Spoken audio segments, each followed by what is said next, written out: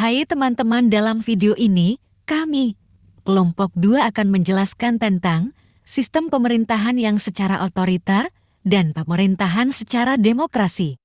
Sebelum masuk ke inti materi, izinkan kami memperkenalkan siapa saja anggota kelompok kami. 1. Iputu Hidayudistira. 2. Gilbert Marin Parendanun. 3. Angel Ronald Sagala. 4. Jelasevil Limanialup. 5. Gratia Sivania Anglika Susila. Baik, langsung saja ke materi yang tentang apa itu sistem pemerintahan otoriter.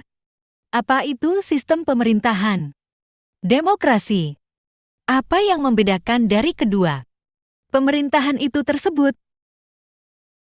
Pengertian negara otoriter. Otoriter adalah tindakan menurut kemauan sendiri, di mana setiap produk pemikiran dipandang benar.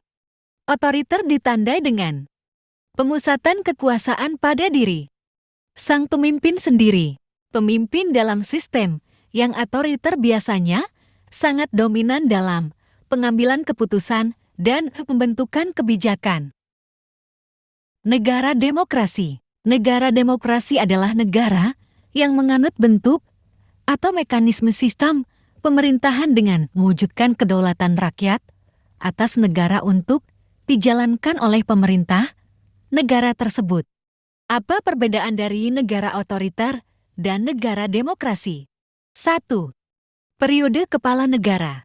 Negara demokrasi kepala negara dibatasi pada umumnya sekitar 4-5 tahun dan juga dibatasi hanya sampai 2 periode untuk memimpin. Sementara di negara otoriter tidak dibatasi oleh apapun terkait kepemimpinan ini. Karena itu, seorang penguasa bisa semaunya sendiri dalam menetapkan masa jabatannya ini. Kepala negara demokrasi dipilih melalui pemilihan umum dengan syarat suara terbanyak akan menjadi pemenang dan berhak memimpin. Pemilu di negara otoriter hanya untuk formalitas dan bahkan tidak dilakukan pemilu sama sekali. 3. Pemegang kekuasaan tertinggi. Perbedaan negara demokrasi dengan negara otoriter berikutnya adalah pemegang kekuasaan tertingginya. Dalam negara demokrasi, pemegang kekuasaan dipegang oleh kedaulatan rakyat, sementara pihak penguasa atau pemerintah menjadi pemegang kekuasaan tertinggi dalam negara otoriter, sehingga penguasa tidak memiliki batasan dalam kepemimpinannya. 4. Kebebasan pers. Kebebasan pers di negara demokrasi ini bebas dalam memberitakan segala hal yang berkaitan dengan pemerintahan selama itu valid dan bisa dipertanggungjawabkan.